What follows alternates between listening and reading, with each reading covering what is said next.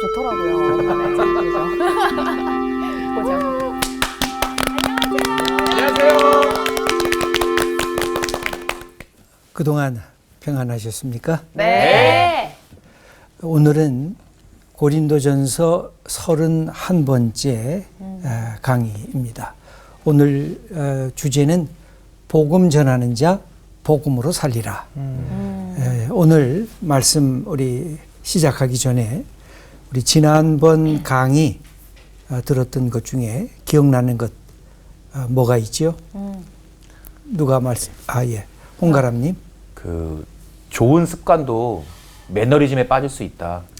그러기 위해서는 객관적인 제3의 지점이 필요한데 그것이 하나님이다. 네, 그 말씀이 기억이 아주 납니다. 중요한 말씀이네요. 좋은 습관과 나쁜 습관이 있는데 좋은 습관도 이게 반복이 되면 어느 날 당연한 것으로 여기는 매너리즘에 빠지게 되면 그때부터 뭔가 거기에 부패가 일어나고 잘못된 그 일상성이 하나의 실증나는 것으로 바뀌어지는 그런 모습이 나타나는데 그걸 극복하기 위해서는 뭔가 제3의 지점 나를 이렇게 지켜보면서 네. 새롭게 하시는 하나님이 필요하다. 예, 중요한 말씀입니다.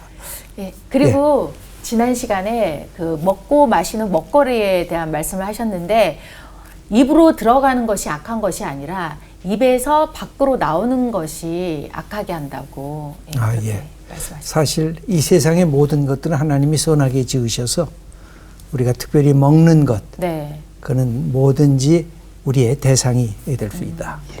예, 그것 때문에 이제 정한 것, 부정한 것 이렇게 구별을 했는데 그렇게 중요하지 않다. 사실은 마음속에 뭘 품었는가, 내 속에 어떤 욕심을 갖고 어떤 못된 의도를 갖고 내 마음을 붙잡고 있는가, 이것이 더 중요한 것이다. 예, 그것도 아주 중요한 주제였습니다. 김보규님. 저는 작심삼일은 3일마다 다시 결심을 하면 된다고 하셨던 말씀. 예. 우리가 습관 같은 것이 한 3일 하고 나면 다시 원점으로 돌아가는데 네. 그러면 3일마다 계속 결심하면 일상적인 지속적인 내 삶의 습관이 될 수 있다. 예, 그것도 우리의 실천적인 측면에서는 매우 중요한 우리의 태도인 것 같습니다.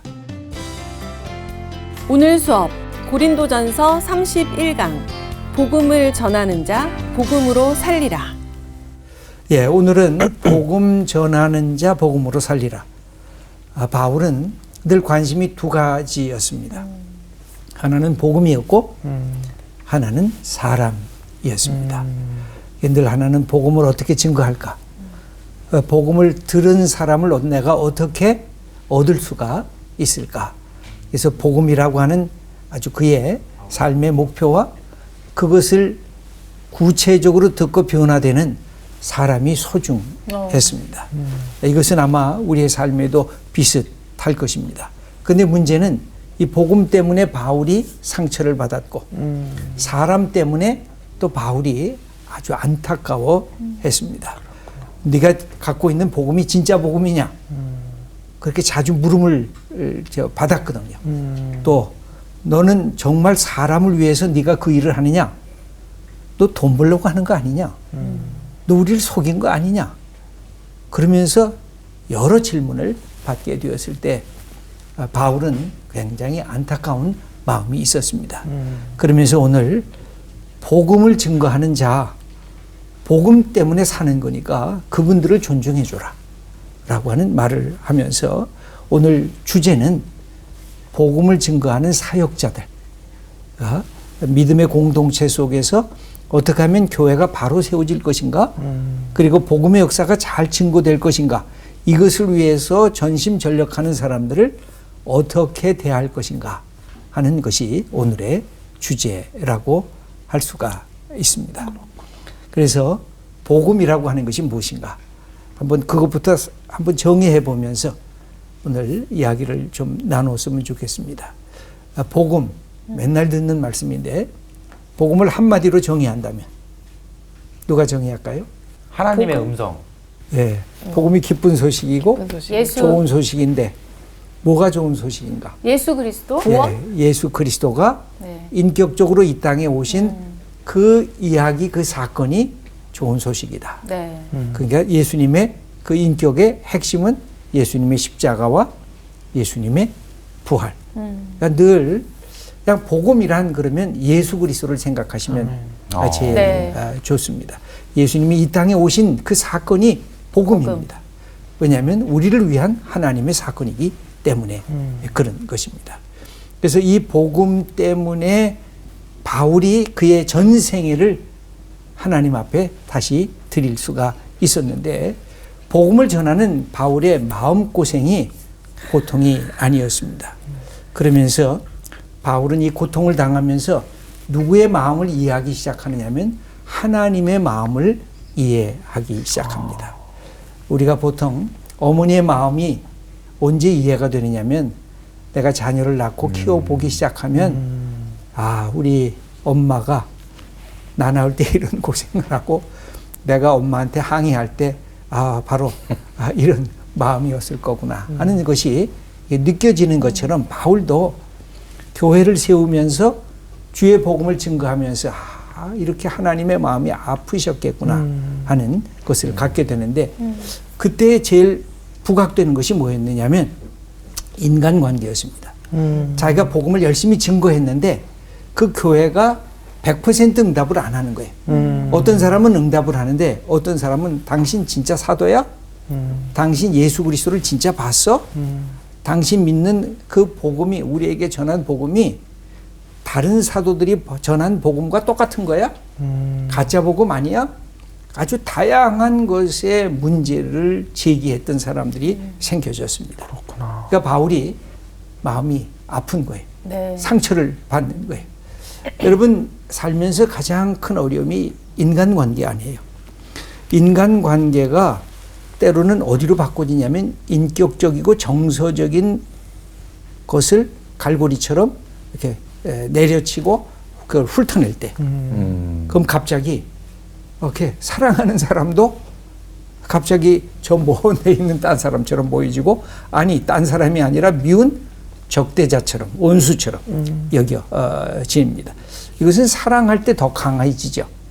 사랑할 때 상처를 내면 회복이 잘 안 돼요. 그러니까 멀리 있는 사람이 아니라 가장 가까운 고린도 교회 공동체가 인격적인 상처, 정서적인 상처, 감정적인 그 흔적을 자꾸만 만들어내면 그때 막 뒤 흔들리게 되는 거죠.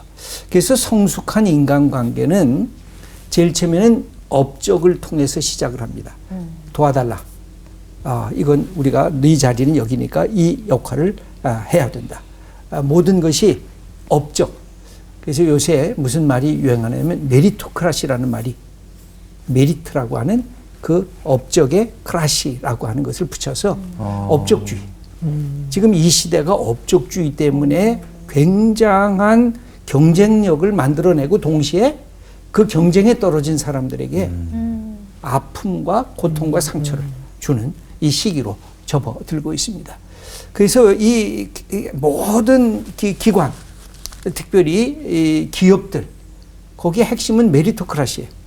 너 업적이 어느 정도 올랐어? 너 얼마나 네 한 일 그걸 했어? 120% 했어? 200% 했어? 너는 50%밖에 안 됐네? 이것 때문에 모든 직장인이 고통을 받는 거죠. 그런데 이 관계로만 지속이 되면 좋은 인간관계가 생겨지지 않아요. 그건 모든 것이 업적에 의해서 판단되기 때문에. 그래서 그 다음에 나타나는 관계가 뭐냐면 친구 관계예요. 그 친구가 더 나가면 사랑의 관계까지 가게 되는데 그런 점에서 우리 여윤정님과 홍가람님은 그 그러네. 하나의 네. 업무 관계에서부터 친구 관계가 되고 사랑의 관계까지 된 그런 경우죠. 그러니까 이거는 굉장히 큰 변화인데 그럼에도 불구하고 친밀하다고 여겼던 사람에게 상처를 받게 되면 굉장히 고통스러워지는 거죠. 우리 김보규님 아까부터 손을 들었는데 제일 우리 질문할 게 많은 것 같아요. 그 성경에서도 달란트 비유가 있고 예. 문화 비유가 있고 그 잘하였다 착하고 충성된 정아, 너가 작은 일에 열심히 했으니 더 많은 것을 맡기겠다라고 하시는 것들이 있잖아요. 그러면 여기서 말하는 업적주의랑 성경에서 말하는 달란트 비유랑 어떤 관계가 있는가? 뭐가 어떻게 보면 똑같이 열심히 하는 건 똑같은 건데. 그러니까 기본적으로 성경에서 업적이라는 것을 폐기 처분하지는 않습니다. 왜냐하면 하나님이 창조를 하셨을 때 모든 관계는 기본적으로 업적에 의해서 판단이 돼요. 그래서 창조 신학의 특징은 뭐냐면 내가 심은 대로 거두는 거예요. 내가 하루 1시간 했으면 1시간의 분량에 답이 나오고 내가 5시간 공부했으면 5시간 분량에 그 답이 나오는 거예요. 그런 점에서 이 모든 것의 흐름은 창조의 흐름은 전부 다 업적의 흐름으로 나가고 있어요. 그래서 심은 대로 거두는 거예요.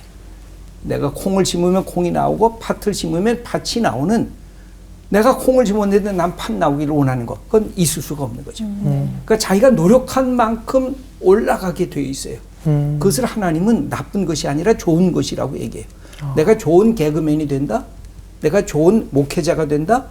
그러면 내가 그것을 위해서 내 정성과 사랑을 쏟아야 돼요. 시간을 쏟고 내 모든 정열을 그 안에 쏟아야 거기에서 결실이 맺어지게 되어 있죠. 그런데 그것만으로 인생을 전부 다 평가하면 사람이 삭막해지고 건조해지고 이 사회가 사막같이 되는 거죠. 모든 것은 서열의 관계, 모든 것은 업적에 의해서 1등부터 맨 마지막 꼴등까지 다 이렇게 세우는, 이게 지금 우리 한국의 교육의 문제라고 많은 사람들이 지적하잖아요. 그러니까 뭐가 빠지느냐? 인간다움이 빠지는 거예요. 인간이 도대체 어떤 존재냐? 인간은 업적에 의해서만 사는 존재가 아니라 관계에 의해서 사는 존재인 것을 놓치게 되는 거죠. 이게 우리가 갖고 있는 문제점이라고 할 수가 있어요. 관계라고 하는 건 뭐예요?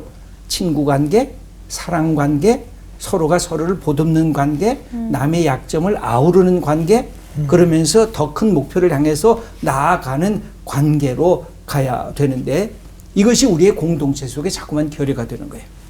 그래서 여기에 보면 젊을 때는 사람 사귀는 것이 쉬운데 나이가 들어서 사람 사귀는 것이 왜 힘들어지는가? 저는 이게 우리의 늘 과제라고 보여져요. 젊을 때는요 굉장히 개방성이 있습니다. 네. 내가 누구를 만나도 그냥 만나지. 저 사람 만나지. 젊을 때는요 연애도 잘할 수가 있어요. 근데 나이가 들기 시작하면 연애하려고 그러면 이 남자 이거 괜찮아? 이 여자 이거 괜찮은 여자야? 그건 왜냐하면 개방성이 떨어지기 때문에. 그런데 여기에다가 뭐까지 더 들어가냐면 보수적인 경향까지 딱 들어가지면 그때는 어려운 이 사람이 될 수가 있어요. 난 개방성도 없고 나는 보수적인 내가 배웠던 거 이거 외에는 몰라. 그럼 그 사람한테 접근하기가 어렵습니다. 왜냐하면 저 사람의 의견과 생각이 너무 고정되어 있기 때문에 내가 만나서 뭐가 있어야 돼? 친구가 되려고 하면 공유지대가 있어야 돼요. 여러분 부부는 남자 여자 자기의 독특한 점이 있고 부부가 되는 순간에 뭐가 있어요? 공유 지점이 있어요. 그 공유 지점을 서로가 아끼는 거예요. 친구도 마찬가지예요. 친구가 각자가 독특한 자기 개성이 있지만 공유 지점이 있어요. 거기에 있어서 그 사람을 용납하고 그 사람을 보듬고 함께 친구의 길을 가는 거예요. 그런데 이것이 나이가 들면 점점 이게 옅어지는 거예요. 그리고 이것이 신앙적으로도 문제가 생길 수가 있어요. 교회 공동체 안에서 왜 갈등이 심해질까요? 교회 안에서도 개방성이 결여가 되고 보수적인 것 때문에 자기가 한번 받은 것은 절대 변하지 않겠다고 하는 것. 그래서 이분의 하나님과 이분의 하나님이 싸움하기를 시작해요. 왜 그럴까요? 하나님의 이름으로 이것이 진짜야, 이것이 진짜야 하고 부딪히고 있기 때문에 그런 것입니다. 이런 점에서 늘 뭐가 중요하냐면 제3의 지점이 늘 중요해요. 내가 믿고 있는 이 가치관이 성경적인가, 그리고 하나님이 기뻐하시는가, 그리고 공동체를 아우르는 것인가. 이걸 하지 않으면 항상 그 공동체는 갈등의 공동체로 갈 수밖에 없게 되는 것입니다. 이런 문제가 발생을 하게 되면 우리는 어떻게 대처를 할까요? 보통 세 가지인데 하나는 숨어버립니다. 에이, 저 나하고 상관이 없어. 쟤네들끼리 싸움하라 그래. 하고 도망가버려. 두 번째는 직접 대면해서 대화해. 너 왜 그러는 거야? 이건 굉장히 여기서부터는 용기가 필요해요. 네. 너 무슨 문제가 발생을 했어? 하고 대면하면서 대화를 합니다. 세 번째는 대면하는 게 어려우면 요새 뭐가 있어요? SNS. 그죠? 자기 얘기를, 야, 너 그런 말을 해서 내가 마음에 상했어. 내가 이렇게 할 때 너는 다음에는 이렇게 해줬으면 좋겠어. 특별히 사랑하는 사람일 때 대면하는 것도 좋고, 대면하는 게 어려우면 SNS를 통해서. 바울은 대면하기도 원했지만 오늘 편지를 했다는 건 뭐예요? 옛날에 SNS거든요. 그죠? 그때 소셜 네트워킹을 이렇게 편지로 이렇게 해준 것인데, 이렇게 할 때 이게 참 중요한 게, 뭔가 상처 났을 때 이걸 그대로 놔두면 이 병이 돼요. 네. 자기 속에 이게 맺혀져요. 그래서 자기를 표현해야 돼. 기독교는 뭐예요? 늘 두 가지예요. 하나는 자아가 자유롭게 되는 거. 그 다음에 그 자아가 인간관계 속에서 건강한 자아가 되는 거. 그러니까 자유롭다고 방종으로 가면 안 되잖아요. 남을 무시하면 안 되잖아요. 건강한 자아는 뭐예요? 나도 소중하고 상대방도 소중한 사람인 것을 인식하는 자리까지 가야 되니까. 그래서 바울은 영적 아버지잖아요. 근데 자기가 세운 교회가 막 흔들리고 서로 분파하는 거예요. 그 너무 답답한 거예요. 그러니까 때로는 단호하게, 때로는 아주 부드럽게 이 사람들을 이렇게 이야기하는 식으로 대화 속에 함께 동참하고 있는 것을 볼 수가 있습니다. 그래서 오늘 본문을 여러분들이 읽어보시면 전부 다 질문으로 시작을 해요. 그래서 1절만 해도 몇 개의 질문이 나와요? 4번의 질문이 나와요. 네. 4절에서 11절까지는 무려 12개의 질문이 나와요. 막 질문을 쏟아붓는 거예요. 너희들 몰라? 너희들이 이런 거 알아? 그러니까 바울이 너무 안타까운 거예요. 너희들이 어떻게 이런 거를 모르고 이런 행동을 하고 이런 질문을 내게 하느냐. 그러니까 바울의 영적 아버지로서의 그 안타까운 모습이 여기에 반영되어져 있습니다. 예, 홍가람님. 이게 살다 보니까요. 그냥 제 이제 40대 경험치로 봤을 때 그 인간관계에 있어서 지금 이렇게 저처럼 직접 대면해서 대화를 시도한다거나 뭐 편지를 통해서 이제 의견을 전달한다거나 이런 것 자체를, 그 시도 자체를 내 의견에 적대시한다고 받아들이는 사람이 상당수 있더라고요. 네, 그러니까 이루어지지가 않아요, 아예. 그 시도 자체를 쟤는 내 의견에 반해. 내 의견 반대야. 자체로 생각하면 상당수 있거든요. 이럴 때는 어떻게 해야 돼요? 그러니까 아마 두 가지의 인간관계가 있을 거예요. 어떤 면으로 정말 대화가 안 되고 개방성이 결여됐다고 느끼는 순간 그 인간관계를 단절할 수밖에 없는 자리까지 가야 될 거예요. 근데 이제 문제는 매번 또 만나는 거예요. 그렇죠. 그냥 너는 저쪽 직장 가고 나는 이쪽 직장 가서 아예 단절을 해버리면 좋은데 맨날 똑같은 얼굴 바로 그 앞에 있는 거예요. 그때는 그대로 있으면 계속 소가리를 내가 하거든요. 그래서 만나야 돼요. 아니면 SNS를 통해서 내 의견을 얘기를 해야 돼요. 내가 얘기하는데 다음번에는 나에 대해서 이렇게 대우하지 않았으면 좋겠다. 그래서 그 사람이 말을 할 때 나는 이것을 받아들일 수 없어 하고 내 의견을 표현을 해야 돼요. 그것도 때로는 명백하게, 그러나 담백하게. 이 두 가지가 필요해서 얘가 그런 생각을 하고 있었네. 내가 내 마음대로 조종할 줄 아는 친구라고 생각을 했는데 내 마음대로 조종할 수 없는 사람이네 라는 것을 상대방이 알아야 됩니다. 그 대신 나도 상대방을 존중해주고. 근데 이제 문제는 나를 존중하지 않을 때는 그걸 딱 얘기를 해야 돼요. 이거를 하면 당신이 나를 존중하지 않는 것으로 내가 여길 수밖에 없다. 그래서 이런 얘기를 하려고 그러면 기본적으로 나 자신에 대한 자아 정체성이 명백해야 돼요. 그렇지 않으면 남에 의해서 내 삶이 휘둘림을 받게 되는 것입니다. 그럼 바울이 당하고 있는 이 위기는 도대체 뭘까요? 바울이 자기가 복음을 증거했는데 자기의 사도성을 막 의심하는 거예요. 당신 진짜 사도야? 아니 당신이 게바 베드로하고 비슷해? 당신 야고보와 요한하고 같은 급이야? 아니 그럴 수밖에 없잖아요. 네. 바울이 교회를 막 핍박하다가 어느 날 내가 예수 그리스도를 만났다. 그러고선 갑자기 사도가 됐다고 선언하고 나오니까 그 사람 진짜 사도 맞아? 그 복음 게바가 전한 복음하고 똑같은 복음이야? 그러니까 바울이 이것에 대해서 늘 질문을 받았기 때문에 여러분 바울의 편지를 보면 바울은 시작할 때 뭘 강조해요? 사도. 예수 그리스도의 종 사도 바울은 하면서 자기가 그리스도의 사도다. 이것을 반복적으로 강조를 합니다. 게바 같았으면 베드로 같았으면 그렇게 강조 안 했을 거예요. 나 게바는 그냥 그러면 게바 베드로 예수님의 제자지.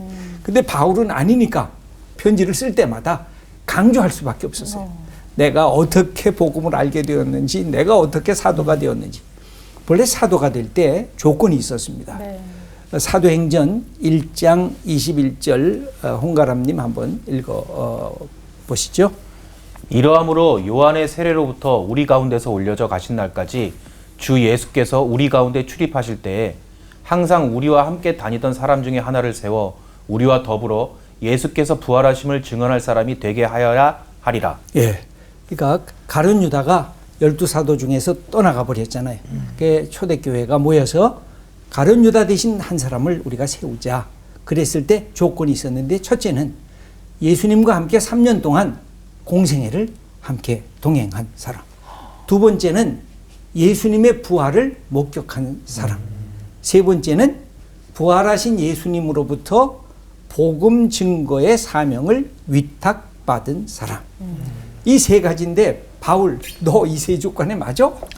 너 예수님과 동행하지 않았잖아. 너 예수님의 부활을 현재로 그때 봤어? 못 봤잖아. 그래서 여기 보면 바울을 비난하는 사람들의 선동적인 구호들이 있어요. 당신 자유자야 진짜? 당신 노예적 사고에 젖었던 것 아닐까? 우리의 돈을 바라고 여기까지 뛰어온 것 아니야? 하면서 바울에게 그렇게 질문을 한 거예요. 그러니까 바울이요, 고린도 교회는 전도를 하면서 돈을 안 받았어요. 재정적인 지원을 안 받았어요. 바울은 고린도 교회를 복음 선포하면서 자기가 직접 뛰었어요. 자기가 직접 돈벌이를 했어요. 그게 텐트 메이커예요. 네. 그러면서 자기가 먹을 것을 스스로 조달하면서 복음을 증거했어요. 고린도 교인들이 너 우리한테 돈 가져가려고 그러지? 너 우리가 후원해 줄 거 바라고 있지? 그러면서 막 공격을 하니까 바울이 더더구나 고린도 교회에서 난 너희들에게 그런 권리가 있음에도 불구하고 너희들에게 그걸 요구하지 않았다. 그렇게 얘기를 하는 것입니다. 아까 말씀드린 대로 당신 정말 사도 아니지? 다마색 도상에서 보았다는 부활의 주님, 그게 사실이야? 그랬을 때 바울이 유명한 얘기를 합니다. 고린도전서 15장 8절을 보면 한번 서연미님 읽어보시겠습니까? 맨 나중에 만삭되지 못하여 난 자 같은 내게도 보이셨느니라. 예, 그 15장 1절부터 쭉 보면 예수님의 부활의 현장에 있었던 사람을 게바부터 시작해가지고 12제자, 그 다음에 야고보, 그러고서 바울이 뭐라고 말하냐면 맨 마지막에 내게도 보이셨느니라. 이게 무슨 뜻이에요? 두 가지 의미가 있거든요. 그러니까 게바에게 보인 그 예수 그리스도의 부활의 모습이 내게 보여서 나나 게바나 동급이다.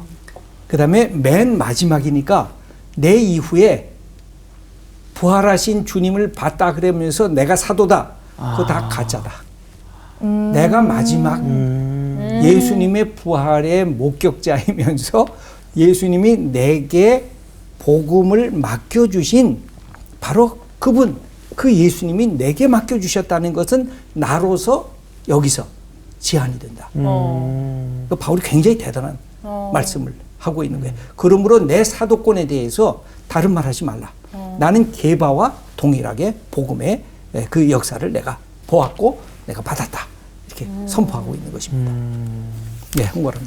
제가 이제 초신자라서 잘 몰라서 그러는데 그 아까 말씀하셨던 사도가 되는 3가지 기준이 있지 않습니까? 3년 동안 공생애를 같이 했고 그 기준은 누가 만든 겁니까? 그 초대교회에 사도들이 모여서 만든 거죠. 아, 사도들이요? 예. 그럼 그 당시 시대에 그거를 다 같이 공유한 겁니까? 그렇죠. 그 안에 들어가야만? 예. 그래서 그게 사도행전 1장에 사도를 뽑을 때, 그래서 마띠아가 뽑혀지잖아요. 예. 마띠아를 뽑을 때 그 조건이 그렇게 나와 있는 거죠. 예. 예, 서임.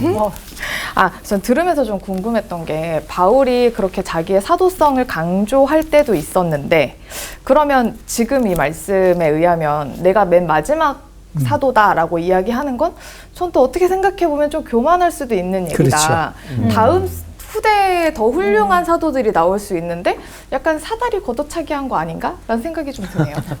그러니까 바울에게 있어서는 하나님이 나를 이 사도로 부르셔서 마지막에 이것을 딱 규정하셨다고 하는 것에 대한 굉장한 자부심과 자아 정체성에 대한 하나님이 나를 부르시고 이 시대에 파송한다고 하는 파송의식이 그 안에 들어가 있죠. 그래서 나로서 여기서 사도로서는 종결이다. 그러나 그 다음에 복음을 계속해서 증거하는 복음의 역사 속에는 계속해서 열려져 있지만 모든 사람에게 열려져 있지만 부활한 주님을 직접 목격한 사람으로서는 내가 마지막이다. 이것에 대한 선언이라고 할 수가 있습니다. 그래서 조금 더 계속해서 넘어가 봐야 될 것 같습니다. 바울의 이 반어적인 어법이 너무나 안타까운 거예요. 연속적인 질문이 16번, 아까 말씀드린 대로 1절에 4개, 4절에서 11절까지 12개의 질문이 반복해서 나옵니다. 그러면서 너무 안타까우니까 2절 말씀을 우리 누가 읽을까요?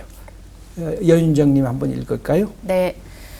다른 사람들에게는 내가 사도가 아닐지라도 너희에게는 사도이니 나의 사도됨을 주 안에서 인친 것이 너희라. 네. 다른 사람들이 나를 사도가 아니다. 그건 이해가 된다. 근데 너희들은 내가 복음을 그 너희들 고린도 교회에다가 심었지 않냐. 그 고린도 교회가 이렇게 잘 자라지 않았느냐. 교회가 곧 바울이 사도됨을 보여주는 증거라고 하는 거죠. 그러니까 고린도 교인들아 나를 그렇게 못 살게 굴지 마라. 내가 사도가 아니라고 복음을 듣고 나서도 당신 무슨 사도야 하고 자꾸만 비판하고 있는 거죠. 그래서 고린도 교회가 복음의 터전 위에 세워져 이렇게 존재하는 것 자체가 그의 사도됨을 눈으로 직접 확인할 수 있는 표징이라는 것이죠. 세상 말로 말하면 바울이 고린도 교회의 창립자인데 어떻게 너희들이 이 바울을 갖다가 사도가 아니라 그렇게 얘기할 수가 있겠는가. 바울이 너무 답답하니까 그렇게 이야기하고 있는 것입니다. 그러면서 바울은 자기의 권리를 유보했다는 말을 계속하는데 이것은 다음번 강의에 더 구체적으로 얘기하도록 하고 5번째로 가겠습니다. 바울의 당당한 자기 주장이 있습니다. 항상 이런 주장은 저는 늘 인간관계에서 소중하다고 생각을 해요. 그래서 상대방을 존중하면서 자기 주장을 할 줄 알아야 됩니다.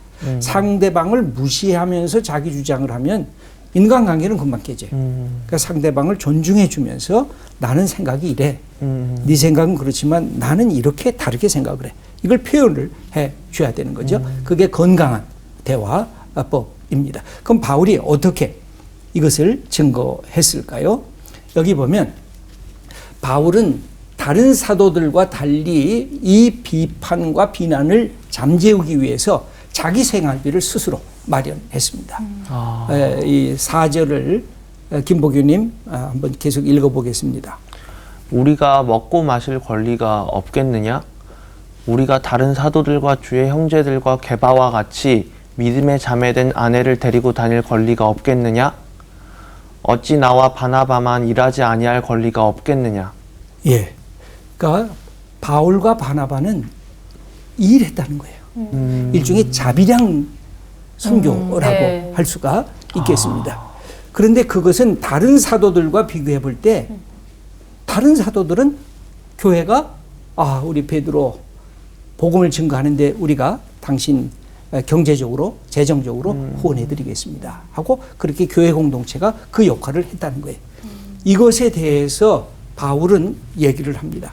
나는 이 소위 말하는 복음 증거하면서 받는 내 생계비를 받지 않았지만 다른 복음을 증거하는 사람들에게는 생계비를 여러분들이 준비하고 그들을 도와줘라.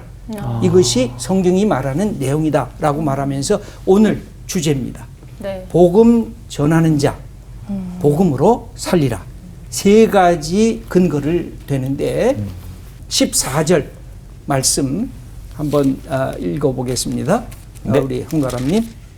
이와 같이 주께서도 복음 전하는 자들이 복음으로 말미암아 살리라 명하셨느니라. 복음 증거하는 것도 노동이라는 거예요. 네. 그러므로 그 노동의 대가를 당연히 받아야 된다는 것입니다. 내 얘기가 아니라 예수님의 얘기라는 거예요. 네. 예수님이 이미 복음을 증거하는 사람들은 복음을 증거하는 그 수고와 노력 때문에 그것으로 살아갈 수 있다. 근데 이 전통이 뭐에 의해서 이게 우리가 할 수 있느냐면 세 가지.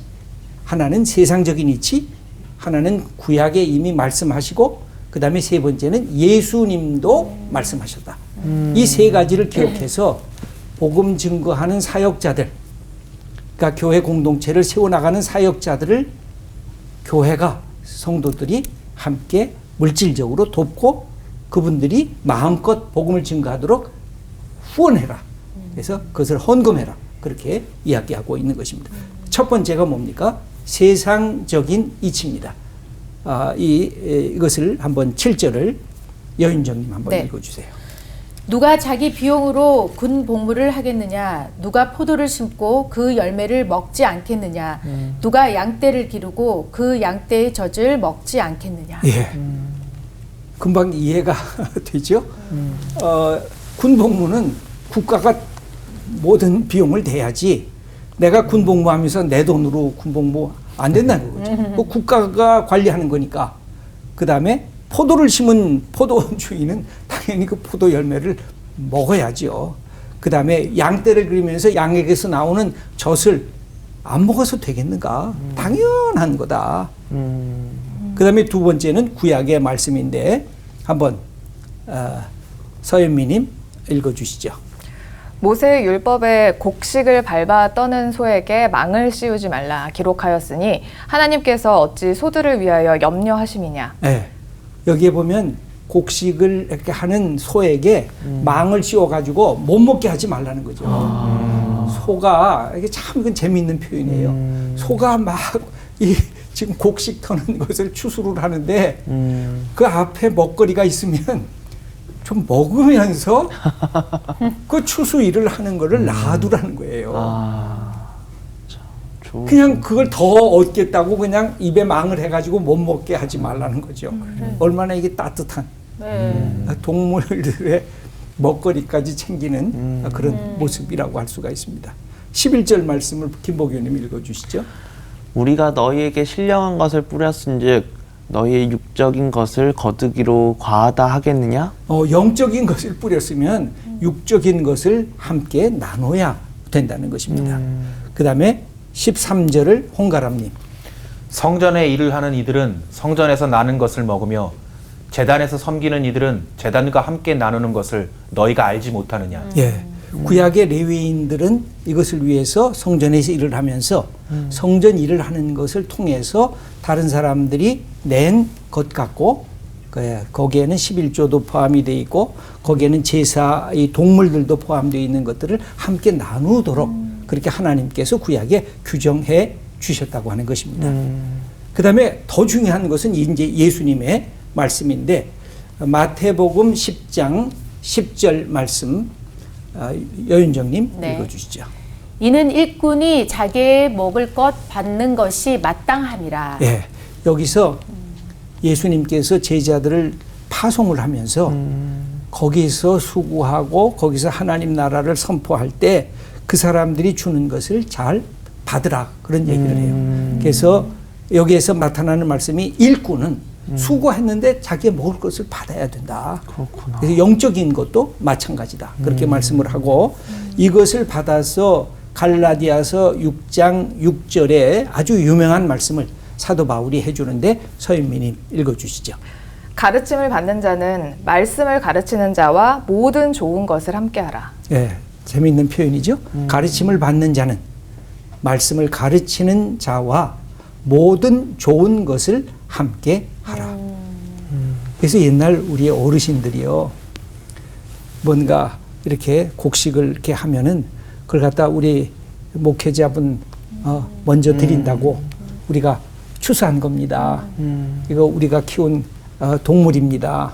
그러면서 이렇게 고기도 드리고 곡식도 드리고 그랬던 기억들을 아마 부모님이 예수 믿으셨던 분들은 기억하시리라고 보여져요.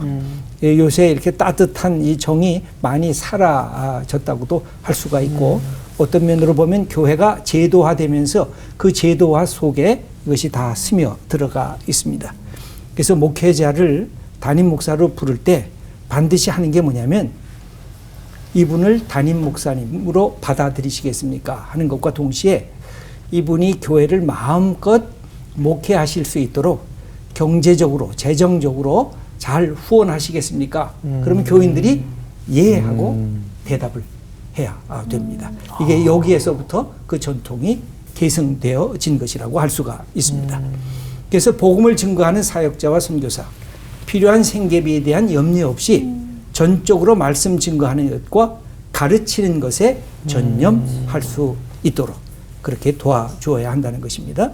그 다음에 말씀을 받는 사람들, 말씀을 증거해 주는 사역자들을 기꺼이 재정적으로 지원해서 그를 매일의 삶에 궁핍하지 않도록 해야 한다는 것입니다. 이 점이 말씀을 증거하는 사람들과 말씀을 받는 사람들이 함께 그 역할들을 서로 도우면서 같이 감당하라고 부탁해 주는 말씀입니다. 우리에게 적용하는 것 마지막에 한번 보도록 하겠습니다. 인간관계의 어려움을 우리는 어떻게 극복할 수가 있겠는가?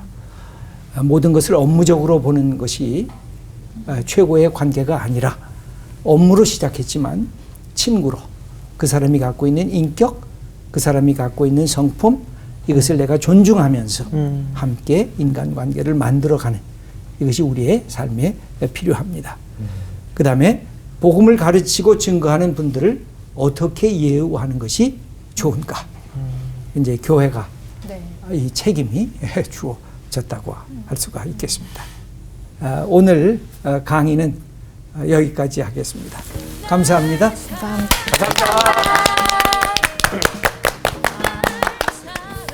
오늘 말씀 들으면서 진짜 복음을 전하는 물론 이제 사역자들도 계시고 목사님들도 계시는데 그분들의 또 재정이 많이 어렵고 요즘 또 이렇게 사역하시는 분들이 또 재정적으로 많이 힘들다는 얘기를 들었어요. 근데 더군다나 먼 선교지에서 선교하시는 그 선교사님들이 막 이렇게 생각나면서 정말 그분들을 위해서 좀 더 이렇게 후원하는 그런 넉넉한 마음을 좀 가져야겠다는 생각이 다시 한번 들었어요. 그러면서 전 또 새삼 바울이 되게 대단하다는 생각이 들었던 게 요즘 우리가 되게 많이 얘기하는 게 내로남불이잖아요. 왜 네가 하면 로맨스고 남이 하면 불륜이냐. 그러니까 바울은 아예 그걸 불식시키기 위해 자기가 일도 하면서 텐트 사업 받지 아니하면서 자기가 일을 하면서 그런 사람들을 대변하기도 했던 것 같아가지고 참 이 지도자 내지는 좀 사도들 이런 이름을 가지고 주의 말을 증거하고 예수 그리스도를 증거하는 사람들이 뭐 저런 역사를 살아왔기 때문에 우리가 이렇게 또 편하게 말씀을 듣는 게 아닐까라는 생각도 오늘 진짜 지금 이 순간도 그렇고 어떻게 보면 일생의 인간관계잖아요. 네, 그거 진짜 큰 도움이 되는 말씀을 들은 것 같아요. 네. 대화 많이 해요 우리. 네. 자, 그럼 대화 좀 하러 나갈까요? 네, 그럴까요? 네.